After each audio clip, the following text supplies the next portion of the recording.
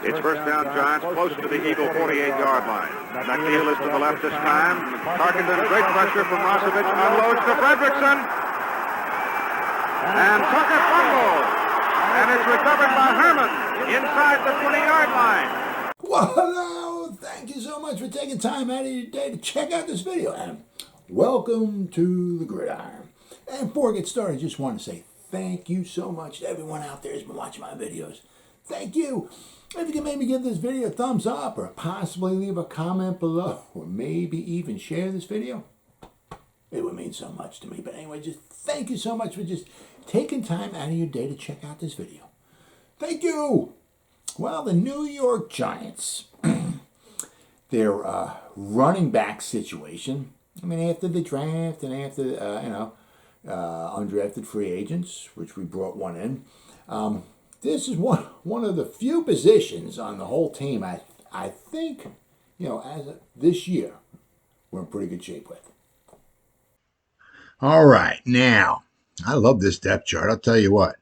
I mean, I have no affiliates with these guys at all whatsoever, but OurLads.com and its NFL depth chart, right? I mean, these guys are like on the ball. I mean, the guys, the Giants, they waived Jake Hausman and Rice and John. Well, I think Rice and John got picked up. I forgot who it was.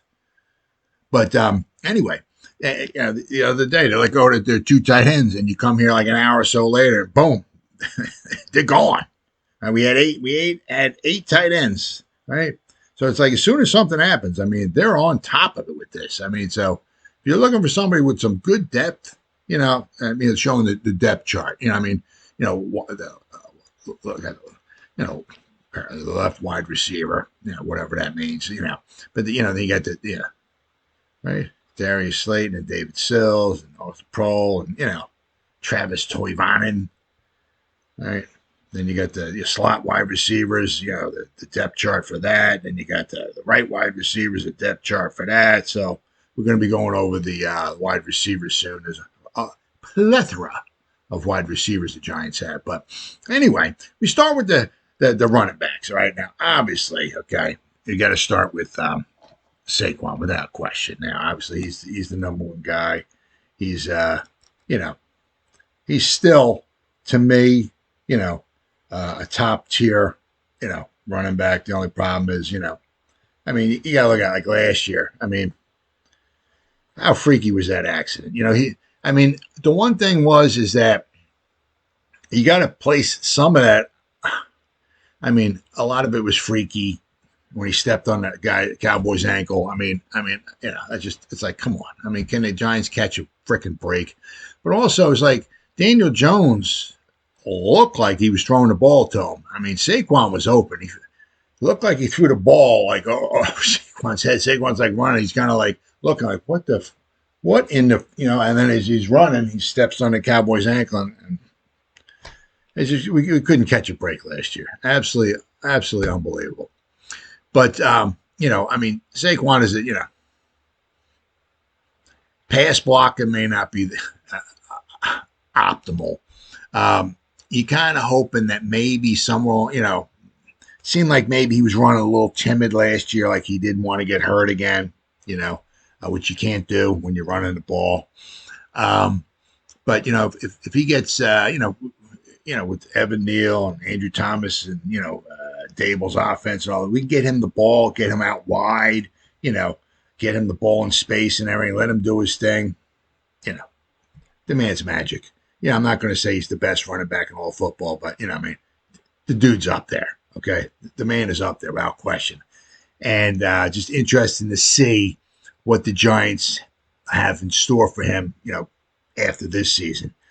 Because, picked up obviously last year his fifth-year option, which is a total bargain for what he can do. But it'd be interesting to see the Giants going to want to pay him, top-notch dollar. And I said, I don't think he's going to reset the market as far as running backs. But, because with his injury history and the lack of performance, maybe not so much from him, but the Giants offense, So I mean, but just throwing a number out there. Giants going to want to say give him $12 to $15 million a season, even if he wants to take like a hometown discount, give it's like for $12 million or 13 or just throwing a number out there. The Giants going to want to do that. Say give him 4 years, $15 million. Just say that's $60 million. Say $35 million guaranteed. They're going to want to do that. Or they're going to want to do what they kind of maybe do like in Buffalo, right? Buffalo's got Josh Allen. Okay. Let's remember that. Okay. But what Dable does in Buffalo, and they don't run the ball a whole heck of a lot, Now, I'm saying, but Saquon can run the ball, but Saquon can also catch the ball too. But, they don't put that much of an emphasis on the running game. And a lot of times when it is being run, it's Josh Allen running the ball. So I said it'd be very interesting to see what the Giants decide to wind up doing, down along the lines with Saquon. But, I mean, if he's our starting running back, we're good to go. Now, the guys behind him, I mean, I'll tell you what, I'll be interested to see, what do we got? We got 6. Now, it's a shame with Sandro Platzgummer. Love that frickin' dude's last name. He hasn't made the team the past 2 seasons. This is his 3rd season, so he's going to try again. Hey, I'm pulling for him, but I'm not exactly sure how many we're going to have on a weekly basis. We're going to bring 3 guys in, right? Maybe bring in a 4th guy, put a couple guys on the practice squad. Who knows? But we got Matt Breida. All right, now let's see here, Matt Breida. All right, this is what do we got? 1, 2, 3. This will be his 6th season. All right, this will be his 4th team. However, once again, as we see here, the law of familiarity. Last year, he was with Shane. He was with Dable. Okay, didn't play a whole heck of a lot. Okay, his pass blocking grade last year was not very good. All right, but I mean, offensively, he graded out at 70.9. He was only on 82 offensive snaps, as we can see here. Okay, so he did not play a whole heck of a lot. All right, he was not their main guy. All right, he had 21 snaps against New Orleans in Week 12. That was his high. Okay, but I mean, if you look, right, last year, okay, he ran the ball 26 times, 125 yards, 4.8 yards a carry. All right, I mean, nothing super spectacular. 7 catches, but he caught. He got targeted 9 times. He caught the ball 7. For 72. So I'm not going to say he has outstanding hands, but, he catch the ball, right? I mean, he's a respectable running back. I mean, you start looking at this. Why is he on his 4th team, right, in 6 years? I mean, San Fran didn't re-sign him. They went to Miami for a year. They didn't re-sign him. Went to Buffalo for a year. They let him go. Now he's with the Giants. So, I mean, is he a long-term? Who knows? I mean, Shane and Dable might think he is. So we'll have to wind up waiting and seeing.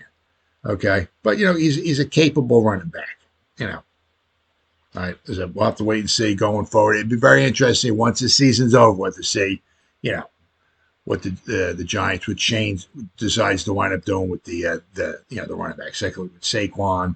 Okay. Matt Breida brings us to Gary Brightwell, who is not, okay, a Shane and Dable guy. He came with the team. All right. Now, he did not play a whole heck of a lot last year.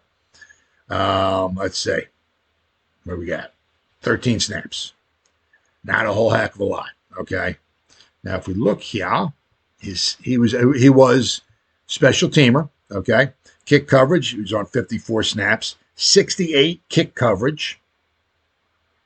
Kick return, I'm sorry, 51 punt coverage, and 22 snaps on punt return. Okay, so last year the Giants used him pretty much as a special teamer. So, I mean, is that going to keep Shane and Dable happy enough for to keep him on the team? We'll have to wind up saying, see if he winds up, can he earn himself a spot, or the Giants, because he's,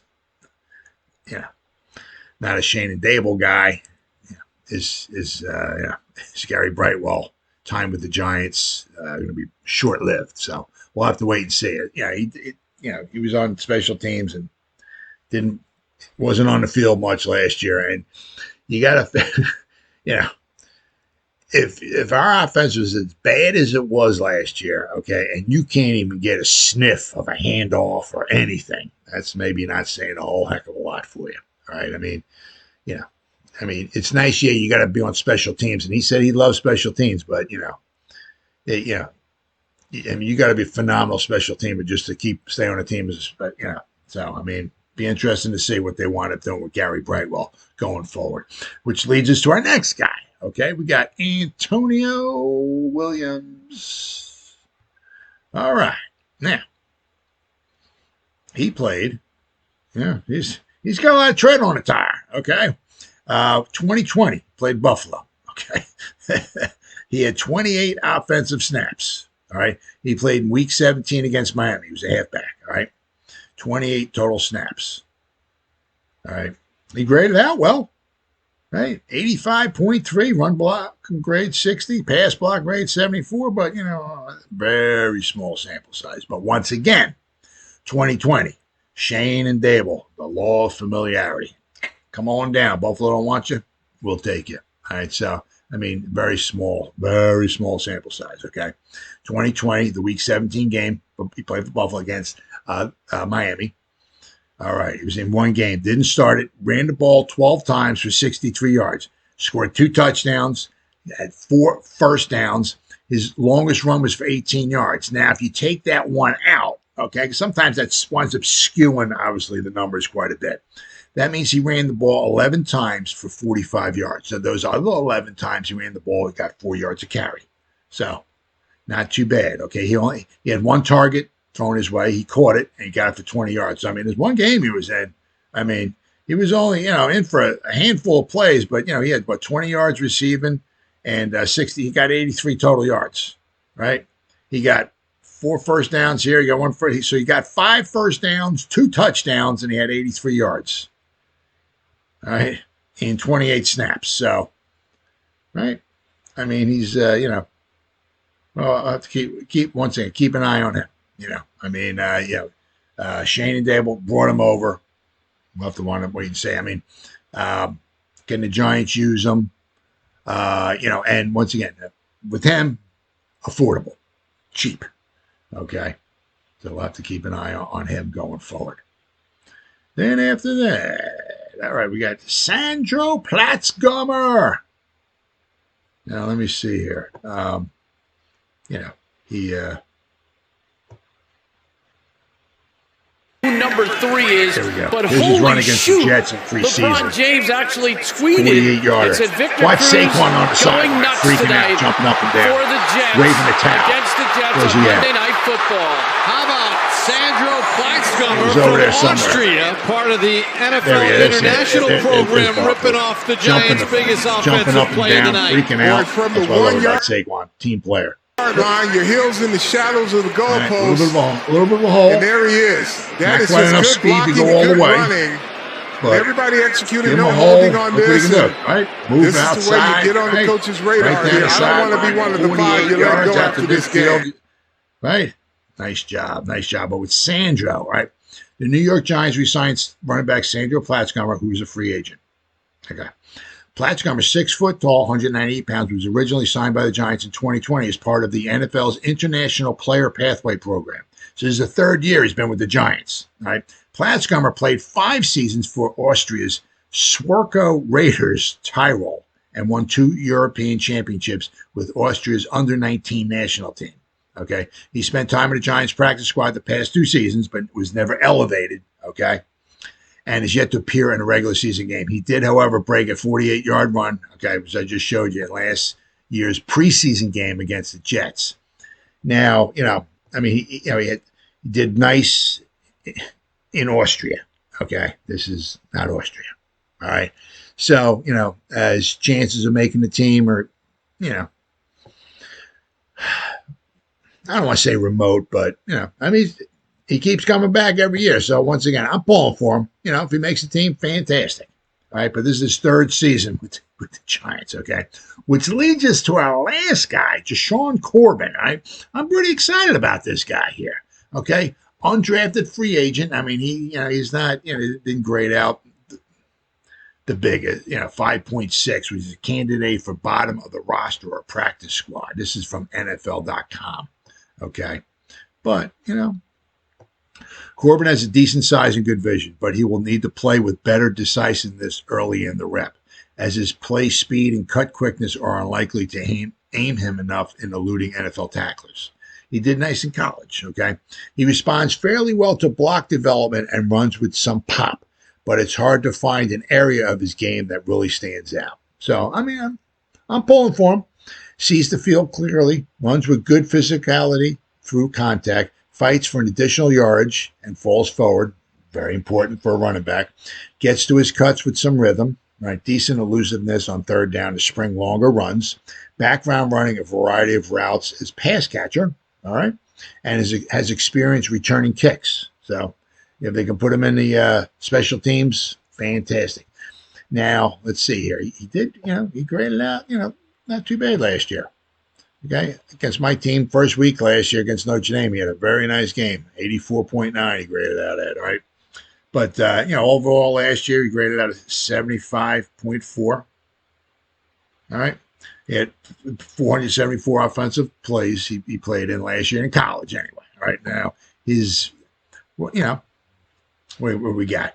He was a third-team All-ACC pick in 2021, topping the Seminoles, okay, with 887 rushing yards. Now, he wasn't in there all the time, right? So 887 yards, had 143 carries, 6.2 yards per carry, right, and 7 touchdowns. He also had 25 receptions for 144 yards, 5.8, yards per catch. Nothing phenomenal there, right? And 1 TD. While also returning kickoffs. Okay, he only averaged 18.3, but so he can run, he can catch, and he can return kicks. Now, as I said, I'm excited about getting him on the field. He obviously has some weaknesses as well. Every player has weaknesses too, but I'm very excited about seeing him on the field, seeing what he can wind up doing too. But you got to look at it overall.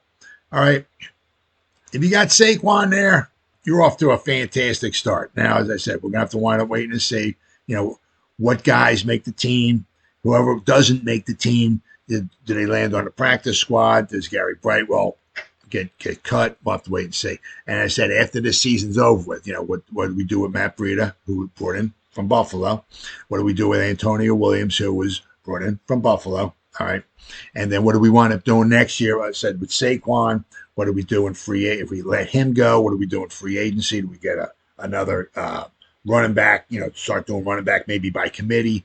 Or do we go out and draft and maybe pick up somebody maybe the 3rd or 4th round? So it'll be very interesting to see. But as of right now, the running back situation for the New York Giants is in pretty good shape. Now, as you can see, we're bringing Matt Breida in, Antonio Williams, Jaelan Corbin, right? Now, we only had 2 holdovers from last year, Gary Brightwell, of course, Saquon. But, and then we got Sandro, love his last name, Platzkummer, coming back. Going to try to make the team again. Pulling for him, not sure if he will. But between the whole group, all right, I think we're in a pretty good place altogether. Now, the biggest thing is going to be after this season's over. What do we do with Saquon? Now we've got a few ways to go. Pay him. We're going to have the money next year, right? In free agency, the Giants going to want to dish out, because we're thin in some other areas, right? They're going to want to dish out 12, 13, 15, 16 million per year for him. Anything can happen. I can't see him getting 20 million or 18, because he's been hurt a lot. We know what he can do, but his numbers have been down. He's been injured, So as far as real, setting the bar, as far as running back position, I can't see that. But I just say around 15. The Giants going to want to dish out $15 million a year for Saquon. I don't know. Because the Bills, were very productive. They had Stephon Diggs. They had Josh Allen. No denying that, okay? However, they showed that they could be productive, okay, without like a top tier running back. Now, it'd be interesting to see what they do after the season's over. Did they let Saquon go? And they just try to do maybe more like kind of like a running back by committee. You get Matt Breida, maybe you can bring in somebody else next year in free agency, maybe $5 to $7, $8 million range, a nice solid running back. Nobody super spectacular, but a solid running back. Or do you wind up drafting somebody, in the third or fourth round, bring him in, right, and have him back up Breida? It'd be interesting to see. But anyway, this year, all right, the running back group for the New York Giants is one of their strong points. Well, as always, guys, thank you so much for taking time out of your day to check out this video. You guys stay safe out there and go Giants. Woo!